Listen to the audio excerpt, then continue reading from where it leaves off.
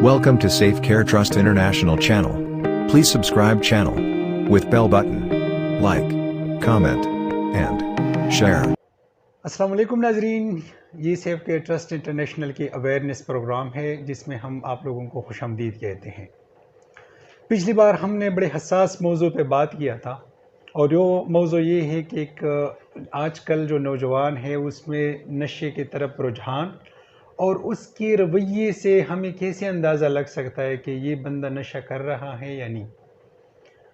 बड़ी तफसील से हमारे साथ SCTI की चेयरमैन आफ्ताब हुसैन साहब ने बड़ी तफसील से बात की थी। लेकिन आज अगर किसी बंदे में ये रवैये आ जाए, उसकी प्रिवेंशन के लिए या उसकी क्या इलाज का तरीक़ाकार है या उसको हम कैसे हैंडल कर सकते हैं या उसको क्या क्या चीज़ों की ज़रूरत है, आगे उसको किस तरह हम मैनेज कर सकते हैं, आज हम इस मौजू पे बात करेंगे कि एक बच्चे की या नौजवान बंदे की या एक स्टूडेंट के रवैयों में इस तरह मसले आ जाए तो हम क्या कर सकते हैं कि उसकी इन मसाइल को हम हैंडल कर सके। तो सर हमारे साथ प्रोग्राम में मौजूद है और सर सबसे पहले हम सर की शुक्रिया अदा करते हैं कि हम गाहे हमारे हर मौजू में मौजूद होता है।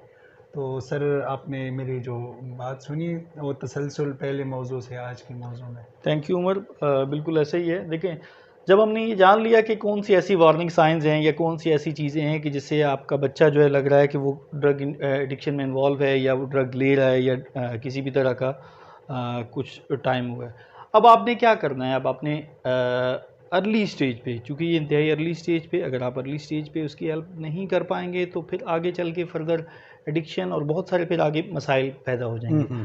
अब मामला ये है कि जब ड्रग यूजिंग में ही अपने बच्चे को कैसे मैनेज करना है, ये एक इम्पॉर्टेंट स्ट्रेटजी है जो पेरेंट्स को सीखनी बहुत ज़रूरी होती है। अमूमन ये होता है कि इस स्टेज में इनफेक्टिवली हैंडल किए हुए बच्चे फर्दर आगे जाके एडिक्शन का शिकार हो जाते हैं। तो ये जो है, ये मामला बहुत हसास मौजू है। इसमें फैमिली को इस चीज़ की, फैमिली असल में अपने डिनाइल से बाहर नहीं निकल रही होती। सबसे पहली जो चीज़ है जो आपको करनी है वो फैमिली को ये करनी है, इस चीज़ को एक्सेप्ट करना कि इस मसले का शिकार आपका बच्चा हो चुका है। अमूमन फैमिली ये समझती है कि हमारी तो बहुत अच्छी फैमिली है, बड़े वेल कनेक्टेड हैं एक दूसरे के साथ, बॉन्डिंग भी बहुत अच्छी है, बच्चे को फैसिलिटीज़ भी बहुत अच्छी दे रहे हैं, उसको अच्छी स्कूलिंग दे रहे हैं। फिर पता नहीं क्या वजह है, अब बच्ची फैमिली जो है वो वजूहात में जुट जाती है बजाय कि उस एक्चुअल प्रॉब्लम की तरफ फोकस करने के। सही, वो वो एक्सेप्ट ही नहीं कर पा रही होती, वो डिनाइल में होते हैं, वो ये समझते हैं कि ये हमारे साथ हो कैसे गया है। सबसे पहले तो इस रियलिटी को एक्सेप्ट करें कि ये मसला किसी भी फैमिली के साथ हो सकता है। सही, बहुत ज़्यादा पढ़ी लिखी फैमिली, कम पढ़ी लिखी फैमिली, इसका ताल्लुक इस चीज़ से नहीं है। देखें, नशे की जड़ें तो मुआशरे में मौजूद हैं। बिलाशुबा आपने बहुत अच्छी तरबियत की, ट्रेनिंग की, लेकिन जैसे मैंने आपको पहले अर्ज़ किया, नशे की जड़ें मुआशरे में मौजूद हैं। मुआशरे में इस तरह के लोग मौजूद हैं जो इसका इस्तेमाल कर रहे हैं कि आप हर किसी पे कंट्रोल तो नहीं कर सकते ना, आप अपनी चीज़ों को कंट्रोल कर सकते हैं। अब जब आपके पता चल चुका है कि आपका बच्चा इस मसले का शिकार है, तो अब आप उसकी हेल्प के लिए सबसे पहले अपने आप को तैयार करें। जब आपने इस फैक्ट को तस्लीम कर लिया, जब आपने इस फैक्ट को मान लिया कि आपका बच्चा इस मसले का शिकार है, तो आप अपने बच्चे की इफ़ेक्टिवली हेल्प कर पाएंगे और उसको एक नॉर्मल ज़िंदगी जो है वो दे पाएंगे, ताकि वो एक मुआशरे का एक जो है सेहतमंद शहरी बन सके। अगर आप अपने डिनाइल से ही नहीं निकल पाएंगे तो फिर आप बच्चे की हेल्प नहीं कर पाएंगे। सेकंड चीज़ क्या है? और सर इसमें मैं एक बात ऐड करना चाहता हूँ कि अगर एक बच्चा को टाइम पे मैनेज किया जाए, उसको नशे से प्रिवेंट किया जाए, तो लंबा सिलसिला इलाजों का, लंबा सिलसिला बीमारी का, बिल्कुल वो सही। भी उससे भी बच सकते हैं। देखिए, दूसरा सर आपने बात ये भी की कि पैसे दे देते हैं और उसको फैसिलिटी दिया जाता है, गाड़ी दिया जाता है, पैसे दिया जाता है मंथली उसको, वो भी इस नशे के हालात को और भी बिगाड़ सकता है। जी बिल्कुल ऐसे ही। ठीक है सर, दूसरी पॉइंट आपने। जी बिल्कुल। देखें, एक इम्पॉर्टेंट चीज़ ये है कि जब आपको ये पता चल चुका है, आप अपने डिनाइल से निकल गए, अब आपने बच्चे की हेल्प किस तरह से करनी है। अब आपने बच्चे की प्रोफेशनल हेल्प करनी है। उसमें ये है कि आप अपने आप को पहले तैयार करें। फैमिली के मेंबर, जितने भी मेंबर्स हैं, वो एक पेज पे आपस में एक मीटिंग करें, गुफ्तगू करें कि हमने बच्चे की, जब हमें पता तो चल चुका है कि ये इस मसले का शिकार है, हेल्प किस तरह से करनी है।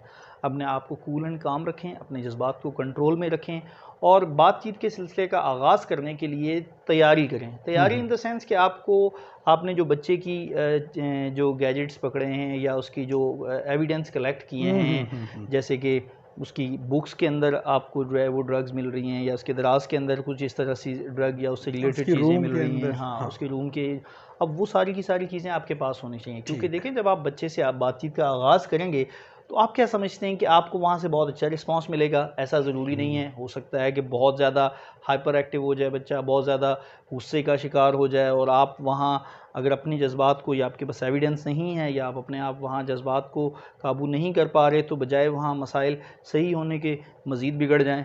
आपको बच्चा कोशिश यही करेगा कि वो इश्यूज़ में उलझाए, दीगर चीज़ों में उलझाने की कोशिश करेगा।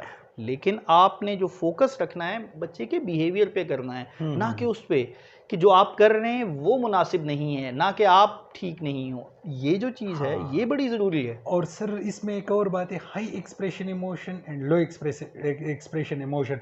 बाज़ औक़ात फैमिली इतना बड़ा तशद्दुद करते हैं कि कभी कभी सुसाइड तक बात चली जाती है, और घर से बंदा भाग जाता है, और अभी आजकल उसका ड्रग का मसला है, फिर बिहेवियर और सोशल वायलेंस में भी इन्वॉल्व हो जाता है, जेल भी जा सकता है इसमें। बिल्कुल ऐसे ही है। और सर इसमें एक और बात ये है कि लो एक्सप्रेशन इमोशन वो थोड़ा सा कोडिपेंडेंट फैमिली होता है कि मेरा बच्चा, अक्सर माई इस तरह करते हैं अपने बच्चों के साथ कि नहीं उसको कुछ नहीं कहना, माई या फीमेल मेंबर जो घर के होते वो भी इस तरह करते। तो ये एक बच्चे की, एक स्टूडेंट की, या वो नशे में आने वाले नौजवान का बीमारी और भी बिगाड़ सकता है, और भी एक